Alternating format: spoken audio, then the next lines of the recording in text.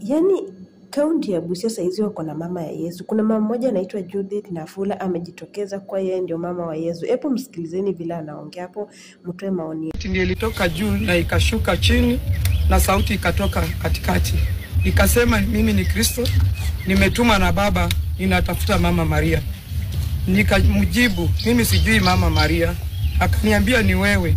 Ni kiti ilikuwa imejificha na wakati umeadia waweze kujitambulisha. Inasemekana wenyeji walibaki na mshangao, wakashindwa ni mambo gani ambayo inafanyika kwa kaunti yao. But kwa saizi inasemekana watu wameanza kuamini na wameanza kumchukulia kama ni kweli yeye ni mama wa Yesu. Hiyo mlima nililala kwa miezi miwili. Nikuanga pale mwezi inashuka chini. Inanionyesha kila kitu. Ikifika asubuhi ananiambia, enda ambia watu Yesu wa Nazareti anapita. Kutoka saa hiyo mimi nikastuka sana, wakamwambia yeye ni Maria, na baada ya kumuongelesha tena wakarudi kwangu wakaniambia mimi ni Joseph. Sasa nyumbani watu wameanza kumjua na wote wamerudi, wameanza kujua kweli ile ilikuwa ni kipawa. Ni wengi wamepona.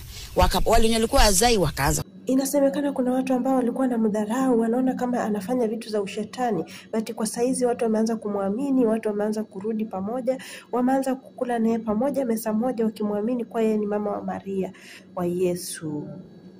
Ajabu, sijui watu nao walijuaje ati maombi huwa inaendelea hapa.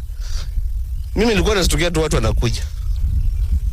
Watu wanakuja tu kuombewa. Sasa nilikuanga nikiongea hiyo kitu. Wanasema mimi ni mwendazimu.